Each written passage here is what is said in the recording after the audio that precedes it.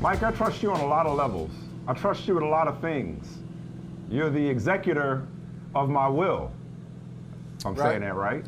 Yeah, that's right. You are the godfather to my firstborn, my oldest child. I trust you with my innermost secrets. Shout out to Lake Tahoe. But even if you were a licensed pilot, I don't know that I would trust you to fly me anywhere. That's trust right there. This is a trust fall. That's what teammates are all about. We knew Brandin Cooks could fly as one of the fastest players in the NFL. We know he could literally fly. Who knew? But that was Stephon Gilmore and Micah Parsons in a flight with him over Seattle. Like I'd have to see you do it a few times, and maybe not even then would I get in the plane with you. I'm not sure. I don't know. I don't like the way that's starting. I don't like the way the offense taken. I don't like the way the show started. No, I don't like this. I'm sorry. I don't like this. I'm sorry to anybody who I may have offended. I apologize. Yeah, that's me. How you do it, right? Anyway, to anyone. I apologize to all the pilots out there, all the licensed pilots out there. And I'm sure Brandin Cooks has got 1,000 miles of doing this, but I'm just like, man, like I think that something about flying with my boy just makes me nervous. I think my brother-in-law might even be a licensed pilot. It just does. You wouldn't fly with him either? I don't know. I need the uniform, the hat, the wings on the chest, This is so funny. You gave it a nice little setup, and it made me feel proud to hear you say these things. Hey, Godfather to Savannah. I'm like, yeah, I'm proud of that. And I take it very seriously. I don't want you to have to. Be that. I don't want you to have to step in. Exactly. I don't want you to have to step in. So therefore, your life with this paperwork, your life is in my hands. I take that seriously. That's a weighty commitment. What do you know? The last time you took a flight, I think you took a flight to Martha's Vineyard. What do you know about the pilot? Yeah. You know more about me than you know about the pilot. I'm more invested in you being safe than the pilot is. That's fair. No, you're right. You're right. They don't know me from some rando. I don't know. You're right. Absolutely. What did he do last night? I need to examine my personal biases. You ever seen Flight with Denzel Washington? One of his best performances. You absolutely right. And I know what he did. I know what he was doing the night before. The night before, he had some questionable stuff going on. Then he jumps on the flight. What we know is that the Cowboys, that's team chemistry right there. That's bonding. Shout out to Brandin Cooks, who's probably a great pilot. Otherwise, they wouldn't let him take a plane. He probably had to pass all kinds of certifications and whatnot. All right, we are talking pilots. We are talking jets. We are talking about teams that's ready to take off. And we are talking about a dude that is looking for a ticket out of town on this here edition of Brother from Another. I felt like being a TV guy for once in this show's history. Oh, there it is. That's a good little table of contents right there. Yeah, I'll try. The Texans have not officially named who will be piloting their offense. We assume it will be second overall pick, C.J. Stroud over Davis Mills. Not official yet. But I want to start there because, man, I remember, because we'll get to A-Rich in a second. A-Rich might be the most fascinating player in the NFL this year. Definitely the most fascinating rookie. But I remember the draft process. You were like, it's not even close. It's not even close. The guy is from The Ohio State University. It's C.J. Stroud. So when I saw him kind of take a step forward in the second preseason game, I saw that, and I said to myself, man, I got to talk to Mike about, just check in on Stroud. We'll get to my man A-Rich in a second, but C.J. Stroud in particular, because it's like, the combine, which A-Rich ripped up the combine. We know that. Like no quarterback ever had. Right. But the best passing performance at the combine was C.J. Stroud. The best passer in this class was C.J. Stroud. The best when it comes to ball placement is C.J. Stroud. Yes, Bryce Young won the Heisman Trophy, but C.J. Stroud did his thing at Ohio State. So Mr. OHIO himself, Michael Holley, what are your early impressions of C.J. Stroud, and why aren't more people talking about how great he can be? Is it a Houston thing? Do people just overlook Houston in the aftermath of Deshaun Watson? Are they kind of irrelevant? What is it? Why aren't more people talking about Stroud? I know at the beginning of the draft, before the draft actually happened, I know I said to you that C.J. Stroud should be taken number 1 overall by Carolina. Okay, Bryce Young went 1, C.J. Stroud went 2. It could have been the other way around.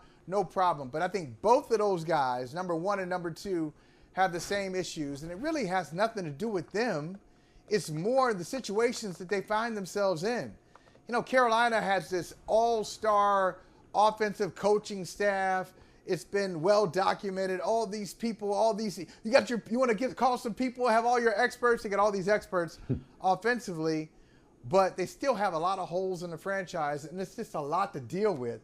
When you are the foundational piece at quarterback, and there's not a lot around you, you're part of the building, it's going to be rough. Year one's going to be rough for Bryce Young. Year one's going to be rough for C.J. Stroud. So I think that's why nobody's talking about him. Define rough. Because now define rough. Yeah. Probably more interceptions and touchdowns. Some moments where commentators, where loudmouth talking heads like you and me are saying, ooh, did they make the right decision? When some other rookie who's in a better situation may look better temporarily. Ooh, did the Panthers make the right move? Did the Texans make the right move? It's going to be some moments like that. Well, but you know, we have to. But we have to respect. We already saw that in year one. We saw it in year one a couple years ago. Trevor Lawrence. Exactly right. Trevor Lawrence. Well, not just Trevor Lawrence, but like the 49ers, Mac Jones, and all the whole thing. Yeah. But look at that whole. But there you go. Look at that whole class. Mac Jones looked like he was the best one from the 21 class. We know what happened last year, much of which we don't ascribe or attribute it to Mac Jones. It was more the offensive coordinator situation. Right. But still, his stock took a dip after last year. Trey Lance is trying to be the third quarterback in San Francisco. You know, probably won't be the backup quarterback to Brock Purdy. We know starting as that ship has sailed. Justin Fields was bumpy early on, had a great year in some spots last year. They pledged their fealty to him by trading away the number one pick, but still the jury's out when it comes to Fields as a passer for a lot of people. Trevor Lawrence looks like he's on the ascent. And Zach Wilson's now a backup. We'll get to Zach Wilson later on. But what I'm saying, Michael, by going over the 21 class, is that we know for certain that these guys all aren't going to work out. Certainly not early on. But we know they're not going to all hit. The odds are, unless it's the class of 83, the odds are that one of these three first-round guys, three guys that were taken in the top four, is going to bust. The guy that I think Stroud was the safest pick all along because of his ability as a passer. Miss me with the SQ test. I believe in his abilities as a passer. I actually like the receiver room. They may not have a bona fide alpha in Houston. I like D'Amico Ryans as a leader. I think if I had to bet on the guy least likely to bust, for me it would be Stroud, just because of his pedigree and his measurables and whatnot. But speaking of measurables, the guy that most people think has the most bust potential is a guy that didn't play in the second preseason game. And that confused the shit out of me. Like, why? The reason you're starting Anthony Richardson, and the reason you named him the starter over Gardner Minshew, was because that he needs to play in order to develop. I can't understand for the life of me why you wouldn't put him out there for so much as one series in the second preseason game. Can you? Yeah, I can. And I'm going to tell you why. Can I answer this question by, I don't know, do you have thoughts on Baltimore? I don't know if you have thoughts on Baltimore and their win streak. Do you have thoughts on this? Because if you do, I'll hold off. Because I got a couple ways we're going to get to that later. We're going to get to that later on. Well, so don't steal your own thunder. I won't touch it. I won't touch that. But I'll just say this.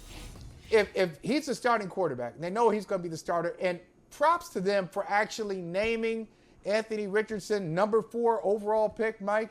Thanks for saying he's a starting quarterback, because if you draft somebody number 4 overall and you say he needs to play to really develop, and you didn't have a quarterback, you've been looking for one since Andrew Luck retired, thank you for not playing this game.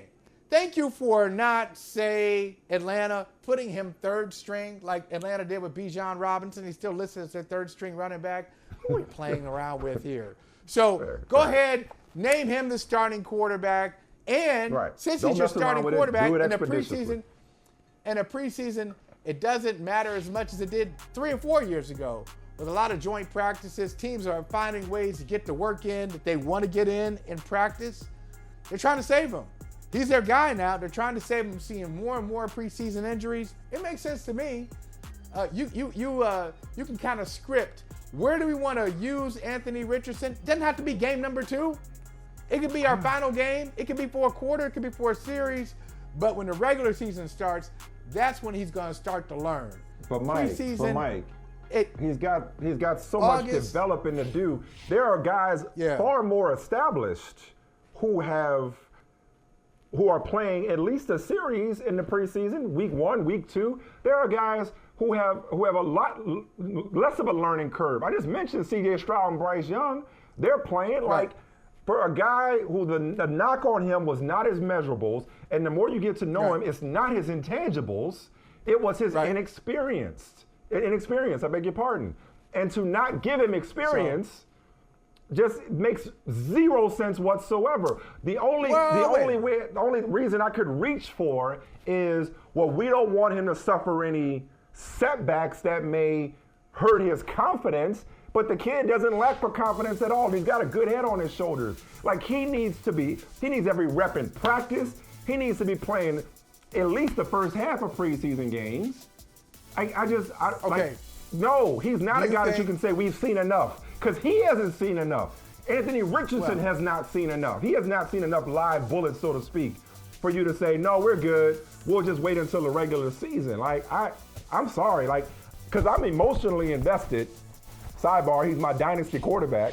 I need Anthony Richardson out there on the field. I think he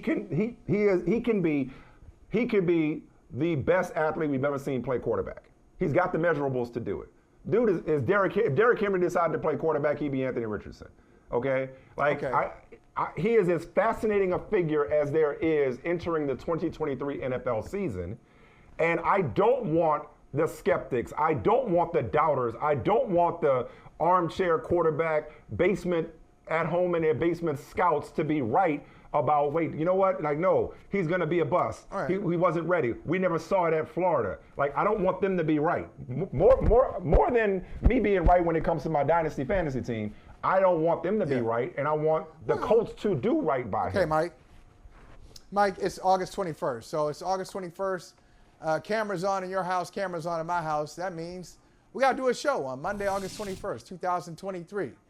But a month from now, September 21st, 2023. Am I going to remember the preseason? Probably not. Right. Is it going to matter? Is Charles Robinson, no. Is Charles Robinson going to say on September 21st, you know, Anthony Richardson, he really missed those 10 He's series or 8 series or 7. Point taken. 7 series in the preseason. But Charles is also going to agree with me in this moment that it does feel odd, Charles, to not play the guy who you're starting him, as Peyton Manning even said. The way he's going to learn is by playing, right?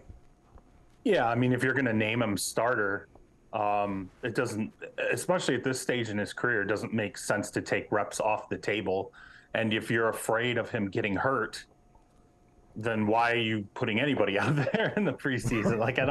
It just doesn't make any sense. He needs as many reps as possible. I think he needs success. That's another thing, too, that people undersell when they talk about preseason reps, particularly for a young player like that. I don't mind if he's playing against second-string guys or third-string guys or people who are going to be on the street in 2 weeks, because it gives him an ability to go out and compete, and having that success can lift him. There's a lot of dynamics mentally that come into play here, and it's not just about, physically keeping him healthy and, getting him mental reps during the week and all these things. So it doesn't make any. I will say this: it did catch me by surprise that they didn't name him starter internally. And then I just thought externally for them to announce that they were starting him, you could have probably played it out. I mean, the beat writers would have known, so it would have been a little bit of a charade. But I just hate telling the Jacksonville Jaguars 3 weeks in advance, this is the quarterback you're going to be facing, rather than 6 days in advance. Well, no, that's interesting, because that frustrates a lot of us when, these teams put on these charades like, okay, Houston, we know it's C.J. Stroud. Yeah. I mean, I get it. But one of the benefits of Richardson going to Indianapolis was Shane Steichen, who, hey, this guy knows what he's doing. He had Jalen Hurts, yada, yada, yada. Yep. Justin Herbert. This doesn't feel like a he knows what he's doing moment by not playing this guy. What Anthony Richardson really needs, though, is a healthy and engaged Jonathan Taylor. Where does that situation stand? I mean, it's I don't think it's really changed. I mean, it's he is so beyond burned, I think he feels, by ownership at this stage that I don't know. It's hard for me to see it being repaired, but it's interesting to me that when I talk to other teams about this situation, they think Taylor's going to end up getting a deal in Indianapolis. They think that he's going to, which I'm just like, okay, it's somewhat surprising to me. I guess if the dynamic is we don't want to take an elite caliber, player away from the quarterback at this stage, I get that, but why inflict so much damage if you're ultimately going to end up doing a deal with him? So he's not going to miss games. It's just not going to happen. But I wish I could tell you that I have the confidence that some of these other teams do, that he's going to ultimately end up getting his long-term contract and they're going to move into the season fine. Jim Irsay, we made the joke, on our podcast that they need to do the www.creedthoughts.gov and just tell Jim Irsay it's your social media. Go ahead. That's everyone can see that. Just set up a blank Word document and convince them that it's Twitter or whatever platform we want to call it now. So let's keep up here. Charles. Let's see. Austin Eckler, he complained about his situation. He got some adjustments to his contract with incentives. Saquon Barkley, moderate adjustment to his contract, not much. Now Josh Jacobs. What are we going to say about Josh Jacobs if indeed he returns to the Raiders and is ready for week 1? I mean, we can talk about adjustments or what. Nobody's doing the long-term deal. That's to me, if somebody gets $1 million kicked in, or, there's some incentives, pumped into a 1-year deal, okay, that's fine. You're kind of kicking the can down the road and you're not even doing it, I think, in a measurable way that is going to make any of these running backs happy. One of the things I thought was really interesting when I was in Jets camp, Dalvin Cook, he was talking about this threat that all the running backs are on, and the question was put to him, who's on it? And he basically insinuated that it was all the starters in the league are on this messaging thread together. And he talked about how necessary it is mentally for them. That this is, all these guys are really upset that they feel like the position is just getting screwed over in almost every franchise in the league. And they feel like they're mentally leaning on each other to talk it out right now. There's not going to be a breakthrough, I think, here until one long-term deal gets done, and then maybe other teams. I don't see this changing. We're going to keep talking about this until there's some kind of inflection point with the NFL. Who's the hero? Who's the hero among the running backs, among that group? Would it be Derrick Henry? Hey, he's the guy who is he the? I just want to be like I want to be like Henry. Treat me the way Tennessee treats Derrick Henry. Do you think that's the guy? Is that the model running back contractually? No, I think it's McCaffrey. I think McCaffrey. Yeah, Christian McCaffrey is the one who's, still banking. But the thing is, when you talk to teams about Christian McCaffrey, what they end up telling you is, okay, well, here's all the different things that he brings to the table, and here's how that affects the quarterback. He still is a player that can catch the ball in the backfield. He still is he's a capable blocker. He's a dynamic runner, and all the things that he brings, he can even throw it. All these things that he brings to the table, he brings at a really high level. He just had a couple of seasons where he wasn't healthy, but financially, there's no question McCaffrey is that guy. But he's such a rarity, even in that group. Well, the hope may lie in the aforementioned Bijan Robinson or Jahmyr Gibbs, first rounders, and I'd have to build off that first round contract. If they're as versatile as advertised, and maybe they're the ones that rescue the running back position. But you mentioned being at Jets camp, which kind of sort of we're all at Jets camp, thanks to Hard Knocks. Aaron Rodgers has been so fun to listen to, said no one ever, at least in the last couple of years, right? But so fun to listen to on Hard Knocks. And just here's a snippet of his mood that we caught from the sidelines. Has he been kind of like an assistant coach or quarterback coach during one of the recent preseason games? Here's Aaron Rodgers. Well, it's like Matthew McConaughey said, every year I'm in the league, I get older, they stay the same age, the young guys. So you got to find ways to relate to these guys and see what they're into. And it's a great group. I mean, I'm having a blast. I really am. It's a great staff. Bunch of, like I said, really good young players. We brought in some veteran guys who can really play, and I'm excited. You know, we get to go up against the top 5 defense every single day in practice and just see what we're made of. And it's been fun to see the growth. You mentioned Dalvin Cook. Dalvin Cook said, I got tired of being on the other side of that. I had to be a part of an Aaron Rodgers-led outfit. But I got to give you props, Charles. Like, I remember talking to you on my main man, Michael Smith, and you wrote about this on Yahoo as well. It's like, you were always focused on the person and the dynamic that I can't get enough of in Hard Knocks, and that's Zach Wilson. And that's what signing Aaron Rodgers not only meant for the Jets in the short term, but in the long term. And look, Aaron Rodgers has, you know, we've all rolled our eyes at Aaron Rodgers over the last several years with some of his stuff, but he's jumping off the screen to me, and I'd love to know what you got at camp, jumping off the screen to me as a teammate, especially to Zach Wilson, basically paying forward what he never received from Brett Favre.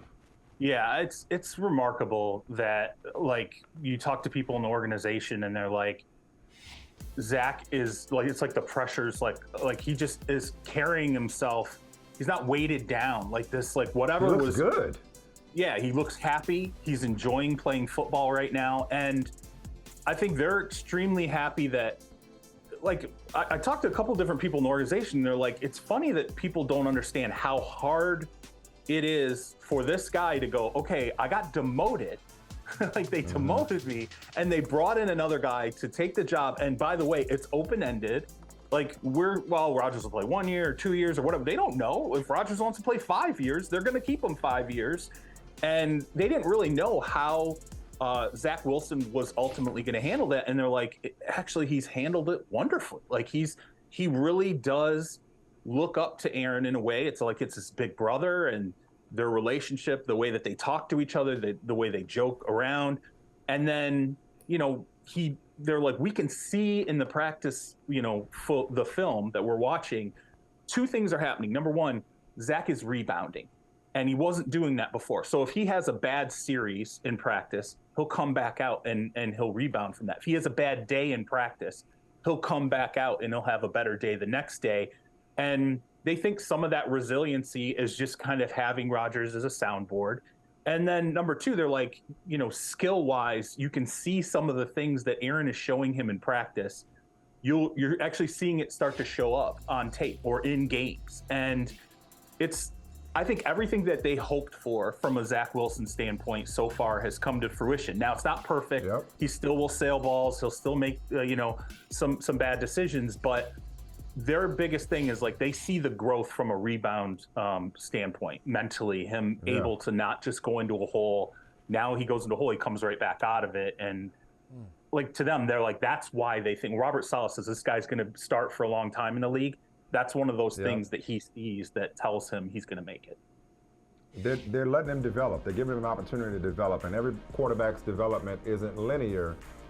Wilson was Mike's boy coming out of the 21 class. We talked about the 21 class. I'm still with him. Still is. But you know who we both loved from talking to him on the show, and I'm sure the Niners felt the same way, was Trey Lance, obviously, who they traded up for. Bro, it's like, can he play? I'm just going to put it out there, because it's like, because he's had nothing but bad break after bad break. So he doesn't really have a time on a Super Bowl ready team.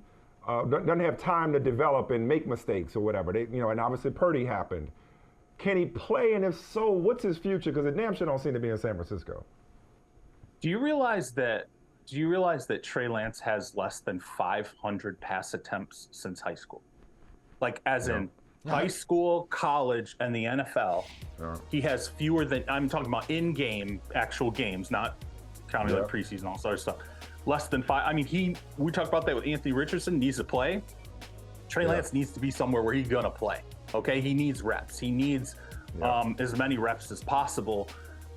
When I went through camp there, it was a Brock Purdy rest day, and so I watched him with the first team offense. He and Sam Darnold both split snaps, and I was like counting every time you get the ball. I'm like 1, 2, 3, 4, 5. That's a sack. That's a sack. And it was like he was holding the ball too long. There wasn't this like grip it and rip it decisiveness. And then he went out against the Raiders, and I saw I'm like, that is exactly what I saw in practice.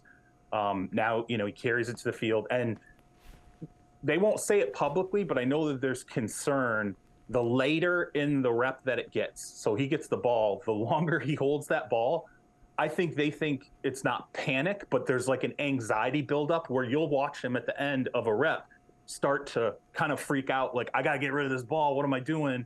And then he'll make a mistake. He just I think he needs reps. I think he ultimately will need a fresh start from San Francisco, and he needs to go somewhere where they can just kind of reboot it. It's unfortunate because he kind of needs what Zach Wilson's getting in New York. Well, Zach Wilson's getting Trey Lance kind of needs that. Yeah. And talent's there, though. He's got talent. It's not that's not a question. Yeah. Yeah, this is. Listen, we're all married, man. So let's just make this a relationship thing. Let's ask some uncomfortable questions. So Trey Lance is sitting down with his spouse, the 49ers, and he says to his spouse, "Do you regret marrying me?" What would the spouse say? Okay, that's one. And then two, Michael Smith did ask you a question. He asked you a question. Can he play? If you had to, would you pound the table for him? Would you take that 45's hat off, throw it down, and be like, yeah, I'm in for Trey Lance. He can play. Maybe not here. He can play. So there's two questions. Does the spouse regret the marriage, which means the marriage is over? And two, can he play somewhere else? I don't think the spouse even asked the question in this situation because I think he knows the answer. He's seen the answer. Right. The last pick in the draft, they've moved on. Been pretty good, has taken that spot. And not only that, did they move on, but they went and got another guy who can be a capable backup. I mean, he's the third string quarterback in San Francisco right now. So the divorce is it's over. You're staying in separate bedrooms. You're like, it feels like it's just a matter of time. Can he change that? That leans into, Michael's question about can he play? No. Right now, no. I don't think so. I don't think I don't think he can go out and play games and win. What I would like to see him do, you look at, like, let's say Malik Willis with the Tennessee Titans. Perfect. Malik Willis. He's not, I don't think he is a starting caliber quarterback right now, but he definitely took a big step. He's an injury away now. And he's a Ryan Tannehill injury away. If he takes that same kind of step between 2 and 3 that he took between 1 and 2, he will be a starting caliber quarterback in the NFL. But I think they are really pleased to see him take a really good step. And by the way, when you watch him, I went through camp there. They'll tell you, he is so much more comfortable in year 2 than he was in year 1. When you look at Trey Lance, he's not comfortable. Being comfortable means some things around you are starting to slow down, and I don't think Trey Lance has that right now. I'm glad you mentioned Malik Willis. I did want to get to him, so thanks for getting to that real quick. Before we let you go, I know it's preseason. We're not supposed to make a big deal out of preseason, but I'm about to make a big deal out of preseason. A dude that looks like he can play. A dude that looks like he can play is Aiden O'Connell. Like, what you hearing about Aiden O'Connell? I mean, he looks like the real deal for whatever it's worth. He looks like he's seeing it. He's letting it rip. Yeah. He's comfortable right out of the gate. The Raiders, one in the 4th round. I'll tell you what, the Raiders, their draft, actually, Jacorian Bennett, they got this kid that they took. I think he was like a 4th-round corner. When I went, I was like, whoa. I'm like, who is that? Like, I'm looking on the sheet. Like, I got to figure out who this guy is. Michael Mayer. Obviously Tyree Wilson. I mean, we'll see with him, but it's the Tucker kid, the wide receiver. Yeah. Oh yeah. Trey Tucker flashed while I was there too. I'm like, man, this draft looks pretty good. And you're like, what the Raiders want is they want to be able to stack some draft classes. I'm like, well, if this is what the draft classes are going to look like, give them a couple years. But yeah, Aiden O'Connell. When I went, he looked decent, but man, what I've seen on the field has been pretty good. Charles, you know better. You know he's asking. This is about dynasty or fantasy. It's about the draft. No, it's It's not. about your league. It's about dynasty. Not. No. No, it's not. It's always an agenda there. Always. Okay. Always, maybe it is. Charles. You know it. I'm going to check his roster right now. Maybe it is. He's on my other roster, not the one in our league, Charles. I got him in the other league. I told you. Man, I should have known. Basketball Hall of Famer, Kurt Gowdy, Media Award winner, Andscape's Marc Spears is here. Got that glow like Bruce Leroy from Springfield still. And tell us about this new joint on Hulu, the Conversations project, beg your pardon. Tell us about this joint and how it feels, Marc, to see this vision come to fruition. Well, I think I'm smiling big because that's the first time I've seen it like on TV, right? Like it's been on the internet and tweets and Instagram and all that. So, man, thank you for running that. It feels different now. See, you know, it's like hearing your song on the radio for the first time, right? So, right. No, I mean, and you guys know this, and Mike, you got a zillion projects. I think we got to keep trying to do things outside of our box.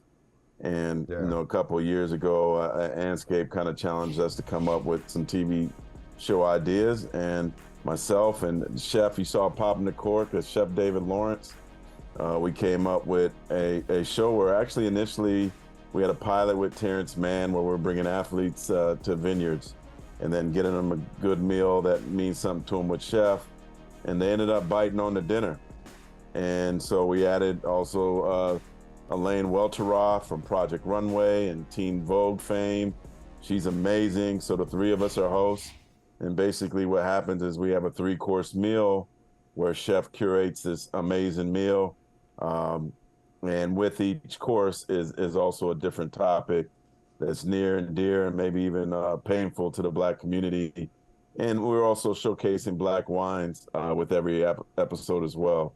So the conversations get, you know, we talk about mental health. We talk about racial justice and injustice, entrepreneurship, travel, spirituality, social media, the LGBTQ plus community.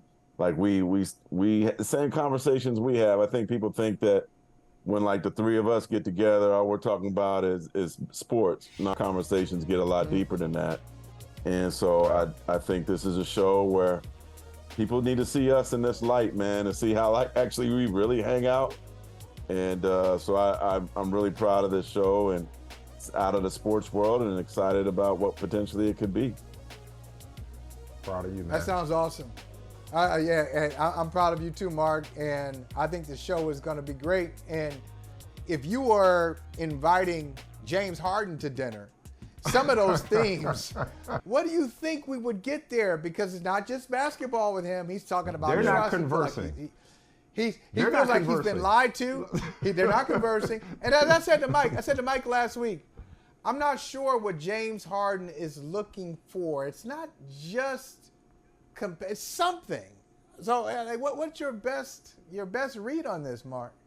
Well, if he was on the Conversations project, he'd talk about the 10,000 bottles of wine he just sold in minutes in China first. Well, you know, we certainly get him to talk about that and how he gotten into the wine industry. But, you know, that whole situation in Philly is an absolute disaster and a mess. Obviously, if a promise was made by Daryl Morey, there could be ramifications from him from the league. There could be ramifications for the Sixers that could be quite expensive. But it's not a promise, but apparently it's not a promise of, oh, I'm going to take care of you on the back end with this contract if you take a pay cut now. It is a promise that we're going to trade you quickly, which is like, we'll do our best. Like, you know, the team don't owe you, they don't owe you that. They don't owe you, like, they gotta, you know what I'm saying? Like, ask Damian Lillard, you know, they're in the same spot. Yeah, but like, I mean, like, once whack. it went public and it was intriguing that James Harden did say that in China of all places, because, you know, that certainly is a place where I don't think a lot of people realize that. You could go, we don't need to do all the background on it now, but they don't show Sixers games in China because of some comments Daryl Morey has made in the past. Yeah. And so for James to make those comments in China, probably got more than shoes and wine being sold. Anything with his name on it is probably a big thing there. Yeah. But it basically forced the NBA to say, okay, because this is detrimental to the league now where this is going. Like, you look at the Damian Lillard side, and I got a piece coming on Damian Lillard in a couple days. he's not burning any bridges. He's not yelling to the hills. He's doing things in certainly a more quiet and professional manner, and I still think he's going to get his way in terms of going to Miami. But James is certainly lighting things on fire, and I think if it gets closer to camp, like we saw this in Houston already, like so he certainly has a blueprint on how to get out of places. I just think now it's just harder because when you look at teams, like I wonder if he's getting into that world when Allen Iverson was in Memphis, where he made some comments and Memphis ended up cutting him, where teams start saying like your talent is still great, but maybe not what. Yeah. But is it worth everything else? And you know, he wasn't happy in Houston. He wasn't happy in Brooklyn. He's not happy in Philly. You know, what is it going to take to be happy? Said, what does he want? You know, now you know who he is at this point. Like, I wonder if teams might be saying, is the reward worth the risk? And so I just know with the Clippers, they're intrigued, but not enough to. They're looking for a fire sale too. So it's a very crazy situation in Philly. Only person that matters to me is Joel Embiid. We'll see what he makes of all this and what move, if any, he decides to make.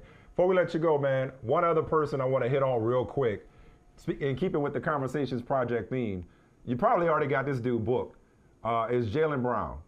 From his press conference to now writing notes to the writers who put him on the All-NBA team to get him paid, is there a dude that's got his act together in the NBA more than Jaylen Brown? Say what you want. Now, I said a lot about him as a player, but as a person, I know you go back with him to Cal, if not before that. No, I mean, me and him go back. In fact, I'll say this, Mike. He handpicked me to break the news of his contract. You know, we had a relationship that went back from when he went to Cal, and I still remember the first time we went to meet and did a story on him, and he picked a Brazilian restaurant, and he had a soccer jersey on, and he was talking about how he was learning Spanish and the guitar. He's certainly a very interesting, intriguing dude who's doing amazing things in Boston, trying to help, you know, change the wealth disparity racially in the city. And, you know, for him to say, hey, I want you to break that story, I want you to write it, I'll never forget that too, because he certainly empowered me with that. Says a lot about you. Says a lot about you, Hall of Famer. Sure does. Conversations Project, Hulu, August 28th. Watch it, please. Thank you. It's a growth. Way to go. Good stuff, Marc Spears. Love you too, man. Take it easy. All right.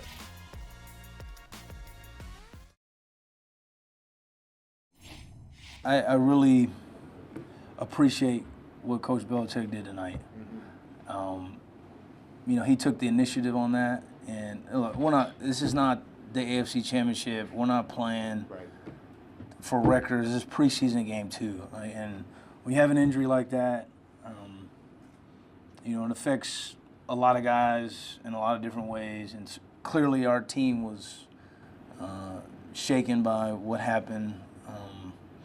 And I think Coach made the right decision. I think, you know, that was tremendous leadership by him.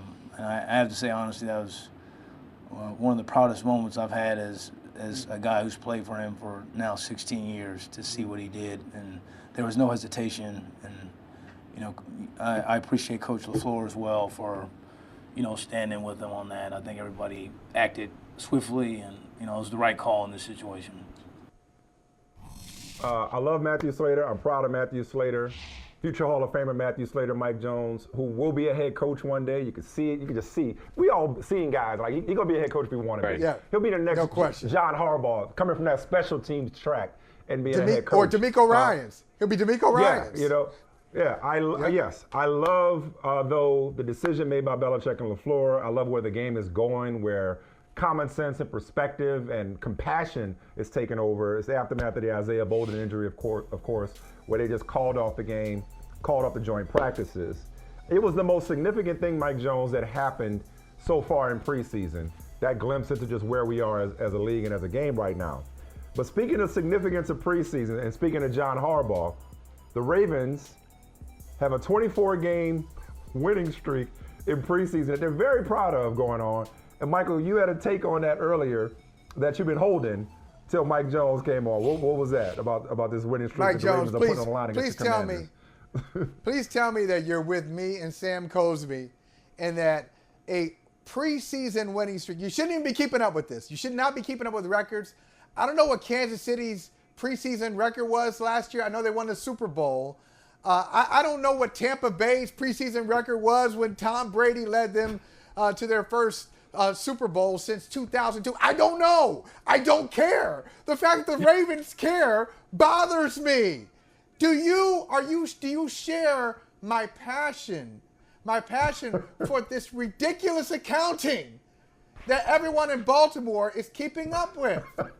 What's going on here? Remember the yeah, you know I grew up in the streak? DC. You knew I grew up in the DC area, right? And I remember '91. Washington went 0-4 in the preseason, and I'm a kid, and I'm like, oh man, they're gonna be bad, and they won the Super Bowl. And a few years later, old Steve Spurrier rolls into town and lights up the scoreboards and is like, well, this gonna be easy. You know, the old ball coach. And then he couldn't find his way out of a wet paper bag during the regular season. That, as a teenager, is when I realized, like, oh, preseason records don't matter. I mean, these veterans, hardly any of them are playing. And so I know it's a point of pride for the young guys. It's a point of pride for the young guys. But I bet you if you asked Lamar Jackson, he would be like, I don't care. Hey, you know, are we keeping score? They can thump their chest on something. Are we keeping score? Yes, we ain't keeping score. Okay. No, are people paying for these tickets? We're making. Well, okay, that's different. They shouldn't be. Now I'm passionate about that too. They should not be paying. It's not like, oh, they try to make it a 20-game. It's a 20-game pack. It's not 20 games. It's 17 games, and there are 3 preseason games. That's the whole hustle too from the NFL. I got a problem with that as well. But all jokes aside, and I might be reaching here, but there may be a reason why this is significant. Because y'all know, or at least Mike knows, there's no organization I hold in higher regard than the Baltimore Ravens.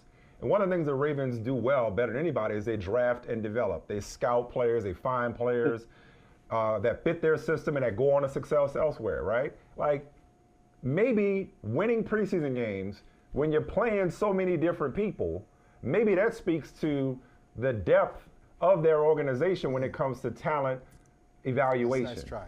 Maybe that's why they're proud of it. Maybe they're proud of it because it shows that, like, yo, the people on the end of our bench are playing the same winning football. People that might not even make the team are holding the standard, holding up the. I don't know. Am I reaching in, Mike? Am I reaching? Okay. Yeah, it's a reach because I bet you anything that the Kansas City Chiefs would be like, go have your undefeated preseason. We got Super Bowl. Lombardi's. You know, I mean, any team that. It matters what you're doing if you're undefeated in January and February. Yes, again, it's great that they have a deep roster and they play hard, but it doesn't matter. I mean, it really doesn't matter. Okay, I'm glad you said that because the thing that I'm invested in tonight. And they got media tonight, notes on it. Oh. And they got media notes on it. The thing I'm most invested in, though, and Michael could attest to this because we've been on this show for 3 years and I've been talking about it for 3 years. So there's an ownership change, as you may have heard, when it comes to the Washington Commanders. Yippee. Yes. But that's not going to matter, Mike Jones or Michael Holley, if they don't figure out the quarterback spot. Right. 2022 fifth-round pick Sam Howell is the 4th quarterback in the last decade drafted in the 5th round or later who is slated, of course, to start the season opener along with Trevor Siemian, Nathan Peterman, and Gardner Minshew. I've been a Sam Howell guy or Sam Howell truther since his junior year at North Carolina. I'm a believer. I don't give a damn what Ronnie. How can we talk about Brock Purdy as the last pick of the draft last year and put respect on his name, but not the 5th round pick in the same draft? So don't tell me about he was drafted in the 5th round. I think Commanders fans and that fan base and people who watch the Commanders are so scarred and burned. Hell, Kirk Cousins was a 4th round pick, who are so burned by the revolving door at quarterback until they don't know a good one when they see one. And I said this last year, that if Ron Rivera ever wised up and gave that boy the ball, he wasn't giving the job back. It took him till the last game of the season to do it, but I'm telling you, they got one, Mike Jones. Mark my words. They got a quarterback in D.C. now. I mean, we will see. I think that but you can't compare San Francisco's situation to Washington. San Francisco has not at all. System they got an infrastructure. Where, yes. So, they won games with Brock Purdy. They won games with Jimmy Garoppolo. They won games. I mean, they were competitive with Nick Mullins. And I just brought that up in terms of like the stigma of where you were drafted. Where it was drafted.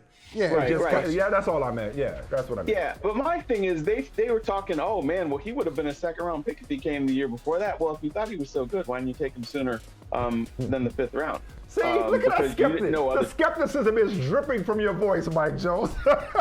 I've seen this movie a million times. What's this, quarterback number 27? I mean, I hope for my family and friends who are still Commanders fans, I hope that, maybe this can't end the carousel. Well, but, I mean, that offensive line is not very good. So I was there at practice when they were going against the Ravens, and Sam Howell did make some good throws. He's got some good mobility. I think he's kind of like a more mobile Cousins. He's got a quick release, but, he's more mobile. But the thing is that offensive line, man, there were times he'd make a good throw. The next play, he'd drop back, boom, swallowed up by Ravens defenders. So it all depends on what you have in front of you. You can be a great quarterback, but if guys are running through there like turnstile, it doesn't matter.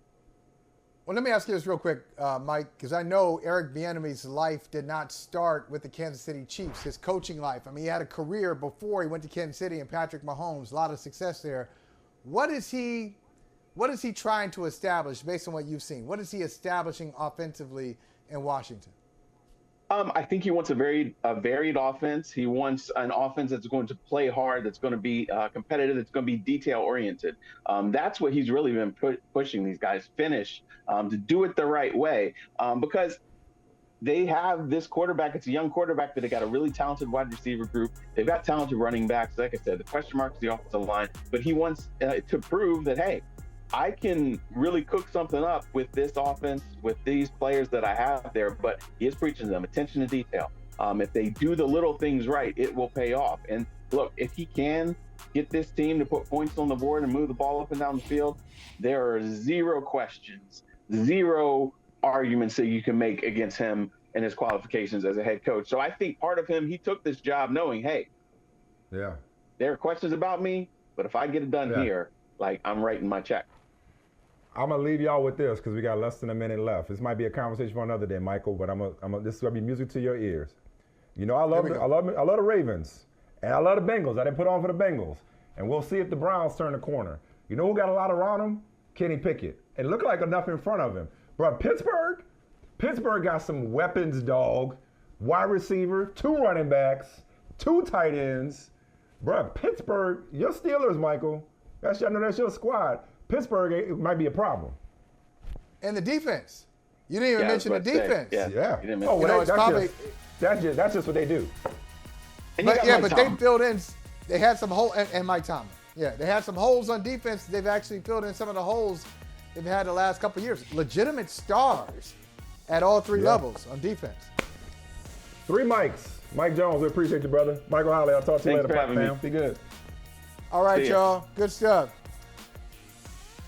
Hey, thank you for watching Brother from Another. If you haven't hit that subscribe button, go ahead and do that now. Don't forget, you can catch us 3 to 4 weekdays on PeacockTV.com and on Sirius XM Channel 85.